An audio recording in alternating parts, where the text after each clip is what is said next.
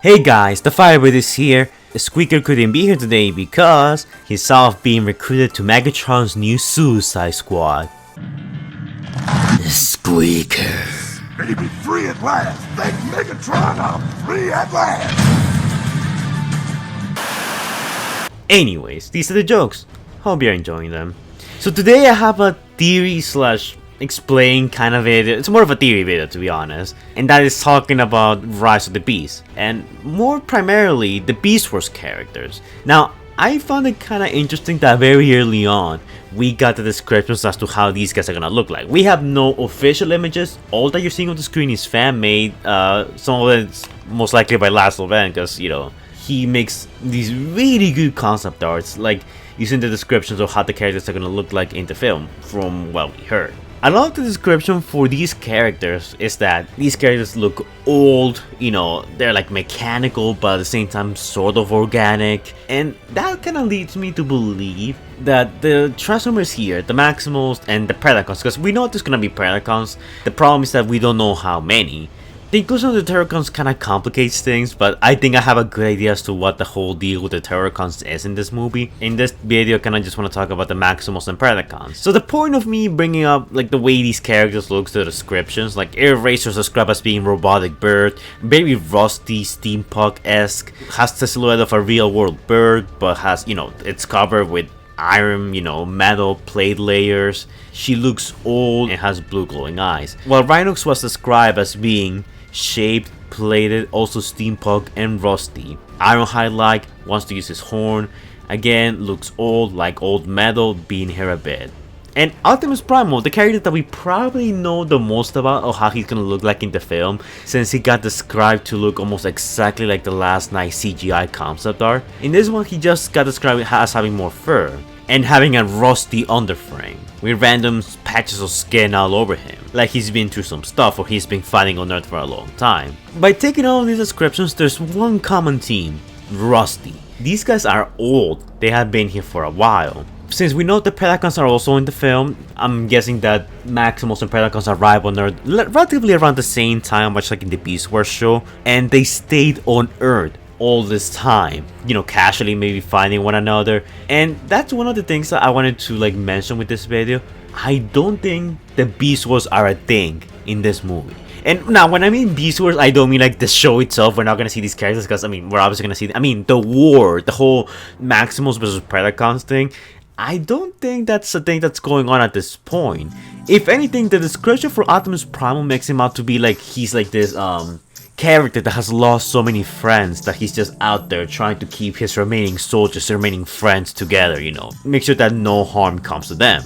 So that's why I'm saying that I think the Beast Wars happened a long time ago. We already had characters like Rat Trap, Cheetor, Scorponok, and a bunch of others that were all present, and during that war, much like happening in the Netflix show, a lot of those Maximals and Predacons ended up getting killed. So now there's probably like, let's say 5 Maximals and there's like 4 Predacons, maybe around that number. And because both sides don't want to risk, you know, losing their soldiers anymore, both sides are now like in kind of a stalemate, like they have a reluctant peace where they don't want to attack one another. Kind of like what happened in the Netflix show, which, you know, Megatron said that at one point, Optimus Primal and him had a small peace agreement until it was broken and Optimus Primal kind of killed a bunch of Predacons. That's a possibility, and that's what I'm getting from these descriptions. My guess is that the reason why we're not gonna be seeing like the entire Beast Wars cast, we're gonna see Beast Wars characters, obviously, but if you're expecting every single Beast Wars character, like at least from season 1, like, you know, Tarantulas, Pterosaur, Scorponok, Tigatron, and a bunch of others. Like, if every single character from season 1 is gonna be there, I think that's way too big of a cast. I don't think that's gonna happen. We'll definitely see familiar faces, but it wouldn't surprise me if we don't end up seeing characters like Dinobot or Tigatron or so on. Characters that, you know, haven't been confirmed to appear in the movie yet. because the Beast Wars happened in prehistoric Earth a long time ago. Those characters maybe died and we're not gonna see them on screen. And before you guys say, oh that sucks, I wanna see my boy Dinobot or I wanna see Scorponok, I think that's actually kinda smart. Listen, the reason why I'm saying this is because I feel that, and this was hinted a while back during the days of the B movie, Lorenzo was hinting at the possibility of having a Beast Wars movie. Now, the Beast Wars movie originally was mentioned that it was going to be full on CGI, no humans, because it was going to be set on prehistoric Earth. Now we have Rise of the Beast, a movie that's going to feature Maximals and Predacons. And these characters, as they're described, they're old, like really old. They've been on Earth for a while. So, what if Hasbro's testing the waters with Rise of the Beast? If like audiences respond really positively to Beast Wars characters and the way the franchise is going, it wouldn't surprise me if we have a Beast Wars prequel. This movie is called Rise of the Beast, but it's not Beast Wars. The Beast Wars happened a long time ago, and that could be a prequel movie. Transformers has done prequel movies before. The B movie in itself is a prequel movie to the Bayverse,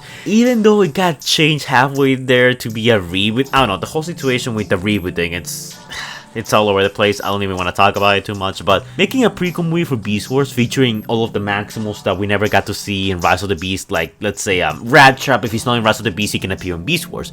Dinobot, who I don't think is going to be in Rise of the Beast, could come back in Beast Wars, and the movie could be all about how Dinobot changes sides, he saves the humans, saves the Maximals, and the movie just leads, ties in directly to Rise of the Beast. We could see a younger Optimus Primal much more like he's in the show, because so far from the descriptions we're getting for Optimus Primal, it looks like he's gonna be more of a war veteran, kind of like Ironhide. He's seen some crap, he's lost friends, he's like, oh, I can't relax, guys. I need to protect everyone. I need to be ready for a fight. That seems to be the direction that Optimus Primal's character is gonna be in Rise of the Beast. I'm not saying that I'm 100% sure that they're gonna take his character that way, but from the small description I'm getting, that's how his character is gonna be changed in this movie. Again, this is all theory and speculation. So a Beast Wars prequel movie to flesh out these characters a little more and introduce some of the more fan favorite Beast Wars characters that might have not appeared in Rise of the Beast is a great idea. I think it's a sound idea, and I think that's what Hasbro's trying to do here. That's another thing I want to mention. I don't think the Maximals and Predacons in this movie are time travelers. I think that's going to be another big change that might alienate some people, but honestly, I don't mind changes like these, because one of my biggest critiques with Transformers as a franchise is that it's too circle, like it goes full circle way too many times. A lot of the Transformers shows, like for the most part, are pretty much the same, Autobots and the Decepticons fight on Cybertron, they arrive on Earth, they find a MacGuffin artifact, they need to recover it, and the Autobots win, and some of the backstories are pretty much the same. Very rarely do Transformers change stuff. Animated is probably the best example of change, or even Beast Wars, which kind of reinvented the whole franchise entirely. Honestly, I don't mind when they change stuff like this. I think the concept of these Maximals and Predacons being on Earth for a while, a modern day Beast Wars, I think that's an amazing concept, because I'd rather they do something new as opposed to repeating the same tired tropes all over again. So having a modern day Beast Wars and having the movie cast meet with the Beast cast, I think it's an amazing idea. The Beast Wars cast could still be time travelers, but I think introducing the whole time travel aspect this early on would be kind of weird. It wouldn't fit that well. So what I think that's gonna happen here is that the whole Beast Wars cast is gonna be reinvented. I think that what they're gonna do with the Beast Wars cast here is that these guys are Autobots and Decepticons, or maybe just Cybertronians that a long time ago, like during the early days of the war, maybe they crash landed on Earth, and because of the different environment, they scanned new beast modes, they adapted to the place and became new factions, Maximals and Predacons. Or you could even go the whole IDW route, in which there are different Cybertronian colonies. Velocitron, the planet of the speed people. You got Gigantium, Titanium, something like that, where all the Titans hang out. And you could have a planet dedicated to the Beast Wars cast. And that's where these guys originated from. They land on Earth, and because of their natural proficiency to, turning into beasts as opposed to vehicles, they turn into rhinos, monkeys, birds, and so on. And when Optimus Prime meets Optimus Primal, they're not related. It's just that, we just happen to share the same name. And since we know that Megatron, Decepticon Megatron, will most likely not be in this movie. I'm actually like 100% certain he's not gonna be in the movie. We can put Predacon Megatron in the movie and be like, oh yes, I, Megatron, admire Megatron. He's such an inspiration to me. That's why I named myself after him, to honor him, or something like that. The time travel aspect could still be a part of the movie, but the whole point of Optimus Prime meeting Optimus Primal is that, according to the descriptions we got from the Rise of the Beast announcement event, they're trying to make Optimus Primal kind of be like a mentor to Optimus Prime. Usually is Optimus Prime being a mentor to Optimus Primal, like in the Machinima series, Power of the Primes, and even the Netflix series. In this series, it looks like it's the other way around. Optimus Primal is now the experienced warrior, and Optimus Prime is kind of just starting out. He's not quite the Autobot leader that we expect him to be. I mean, he's on the way, but he's not completely there. This movie is supposed to, build into Optimus Prime's character. Something that most of the Bay movies haven't really done. Also, if you don't believe me about the Maximals and Predacons being on there for a while, the Toronto said we have Maximal caves. These caves being built that supposedly the Maximals come from, or their Maximals hiding there. It looks like they've been here for a while and they built their own underground network so they can move around the planet undiscovered. Because, I mean, unlike the Autobots and Decepticons, a giant metallic rhino, it's something that's not exactly conspicuous. Even more recently, the ship of the Maximals, the Axolon, has potentially been discovered. Like in the Toronto set, we seen what it looks to be like this alien spaceship which you can enter in, and people are speculating that that's the Axolon. As to why it's all the way in Canada, I'm not sure. Like, the movie's so complicated and it's so hard to guess as to where these characters are gonna be in the movie, because the Terrorcons, in my opinion, are like the biggest thing that throws everything like off the rails. Like, this is not your typical Autobot vs Decepticon movie, because now we got the Beast Wars cast and these newcomers, the Terrorcons, which kind of muddy the waters a bit.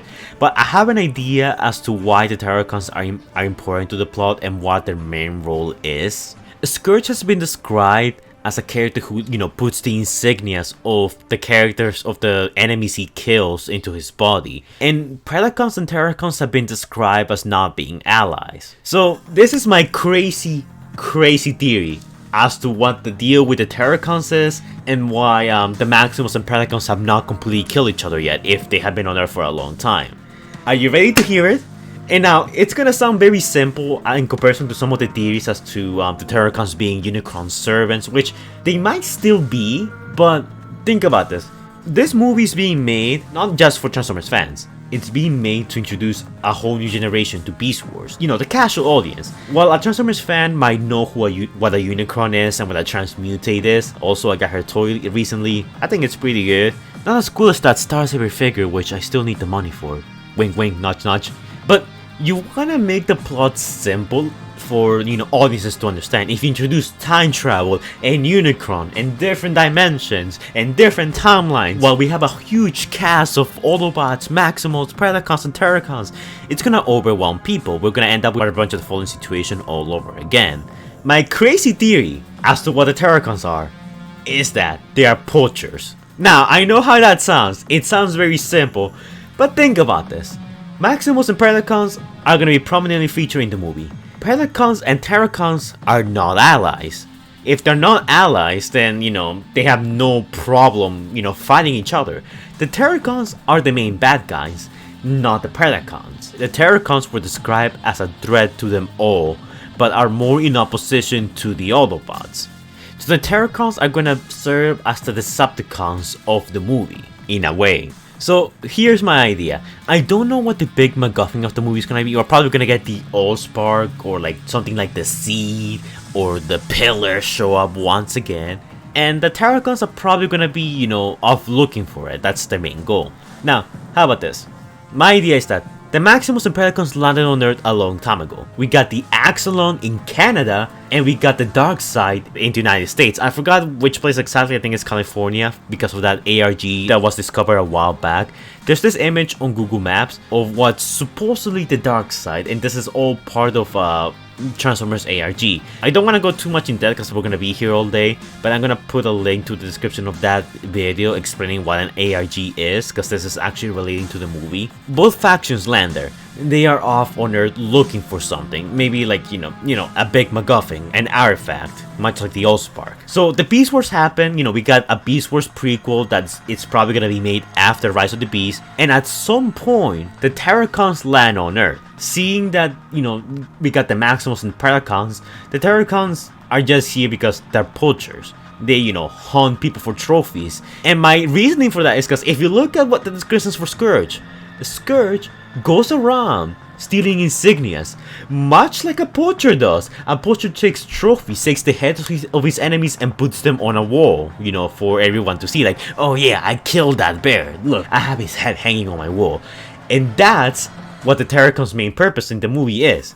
They are on Earth hunting Predacons and Maximals for sport, which causes the Beast Wars to come to a halt. It's no longer about the Maximals and Predacons fighting each other.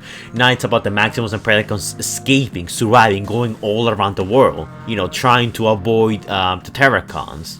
And the Maximals and Predacons never team up because they hate each other.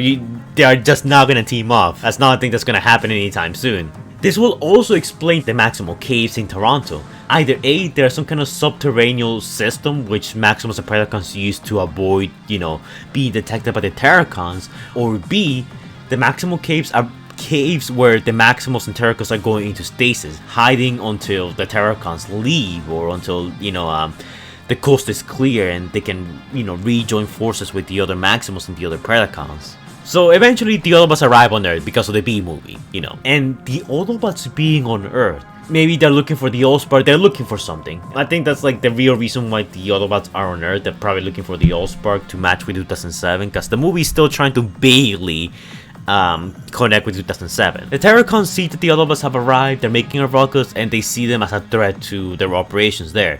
Maybe they do serve Unicron and they're hunting the Maximals and Predacons for a higher purpose, who knows. But the Terrorcons come into conflict with the Autobots in Toronto. And then, the Autobots just happen to be nearby the Maximal caves, as there's one in Toronto. We don't know which character's gonna be in there, which character's gonna come out, but they are gonna meet up with the Autobots and they're gonna explain to them the situation. And trying to predict the rest of the movie from that information is very hard. I'm probably wrong about some things, but I feel like I'm very right about some of my predictions here.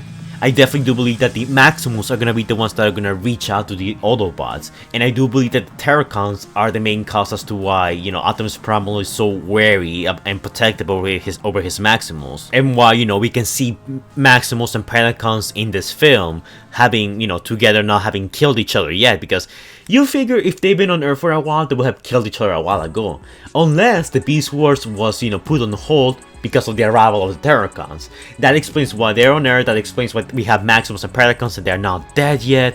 It explains some of the weirder stuff like the Maximal caves, and Rise of the Beast being a global movie, because it is a global movie. Like, they say that we're not gonna be confined to America, we're gonna go all over the world, although our primary places are, America, Canada, and Peru. Just because they're filming that doesn't mean we're gonna see a small scene, a CGI scene of, let's say, Pterosaur like hanging out in France or whatever, like hiding in the wilderness from the Terrorcons. Like, that's not to say that that's probably not gonna happen. It could still happen. It's just that they're not gonna be filming there. It's just gonna be a CGI scene or whatever.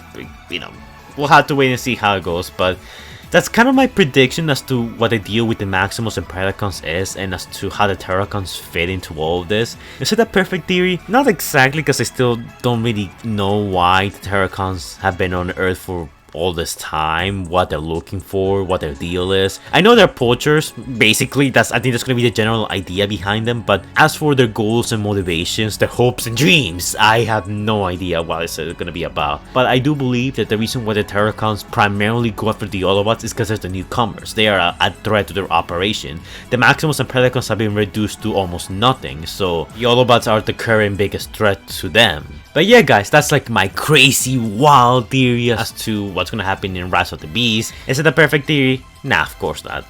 There are some flaws with it and some things that are still unaccounted for. But considering all the evidence that we gotten so far, I do believe that most of my predictions and most of my theories here are true. We'll just have to wait for for the trailers and for more information to drop by. There's so many like factions, so many potential characters, so many potential like plot lines that it's very hard to predict what's gonna happen in this movie exactly. Like from the information we have, making any predictions is extremely hard because there's so many different, factors to consider. But that's only my idea, guys. Let me know in the comments down below what you guys think of my theories as to where the Maximals and Predacons come from and what the deal with the Terrorcons is. If you guys have any predictions or ideas, or if you just agree with me, let me know in the comments down below. I love to hear your thoughts on my crazy wild theories. But yeah, like, comment, and subscribe, and I will see you guys in the next video. Bye, guys. Anyways, guys, before we go, shout out to our amazing patrons: TrueBlue712, Stage Productions, Stephanie Baller, Christopher Prime, Predacons Hunter Plays, Mario Gordon, Allspark Studios, Scrub Lordo, Epic Nin, and special thanks to our big bold patrons, Jordan the Great and X23, who donated a amount of money. I'll leave you guys to wonder how much they did. Thank you guys for your support, it's much appreciated. It helps me keep the channel running and feed Squeaker, and if you guys want to donate to our Patreon, link to it is going to be in the description down below and in the comments down below, along with the channels of my patrons, so you guys can go and check them out. I collab with some of them sometimes. Scrub Lord. And if you guys want me to shout you out, put a link to your channel, suggest your own videos, or collab with me in some of my videos or your videos, vice versa, doesn't matter. The link to our Patreon is going to be in the description down below and in the comments down below for you guys to check out if you're interested. But keep in mind that this is entirely optional. So yeah, thank you to my patrons for donating, and I'll be seeing you guys in the next video. Stay safe, guys.